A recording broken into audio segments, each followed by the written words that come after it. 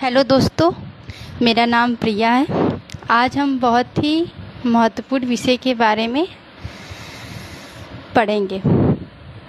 तो आज हम बात करेंगे बिजनेस स्टैटिक्स, जिसको हिंदी में कहते हैं व्यावसायिक सांख्यिकी।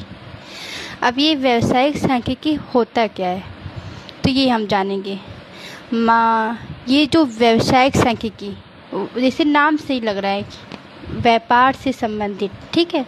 तो व्यापार से संबंधित जितनी भी जानकारी है, जैसे हमारा बिक्री हो गया, लाभ हो गया, लागत हो गया, इन सब के बारे में हम आंकड़े को इकट्ठा करेंगे और उसका विश्लेषण यानी उसका अध्ययन करेंगे।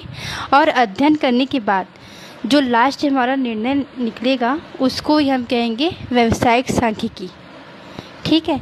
अब देखिए, यहाँ पर मैंने लिखा है व्यावसायिक सांख्यिकी जब हम व्यापार से जुड़ी जानकारी जैसे बिक्री, लाभ, लागत आदि को आंकड़ों के रूप में इकट्ठा करके उसका विश्लेषण करके सही निर्णय लेते हैं, तो उसको कहते हैं व्यावसायिक सांख्यिकी।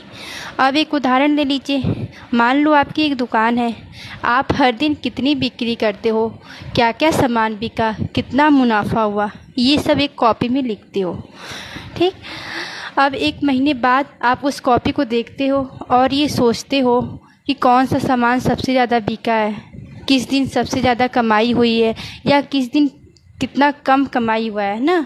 तो ये सब जो जानकारी हम निकालते हैं या जानकारी निकालने का जो तरीका है, वही हमारा व्यावसायिक सांख्यिकी कहलाता है, ठीक है।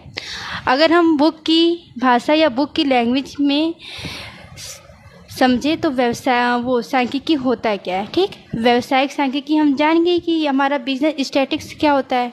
अब हम बात करेंगे कि केवल सांख्यिकी क्या होता है ना। तो मीनिंग ऑफ स्टैटिक्स, सांख्यिकी का शाब्दिक अर्थ होता है संख्या से संबंधित शास्त्र का अध्ययन करना, ठीक। सांख्यिकी ज्ञान का वह शाखा होता है जिसका संबंध संख्या यानी संख्यात्मक तथ्यों से होता है। अब ये सांख्यिकी कितनी भाषाओं से मिलकर बना है, ठीक है। तो देखिए, सांख्यिकी को अंग्रेजी में क्या कहते हैं, स्टैटिक्स।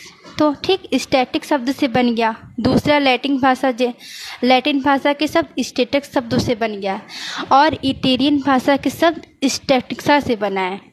और चौथी अगर हम बात करें तो जर्मन भाषा के स्टैटिक्स शब्द से बना है। इन सभी शब्दों का देखिए अर्थ क्या होगा, राजनैतिक राज्यों से होगा, ठीक है।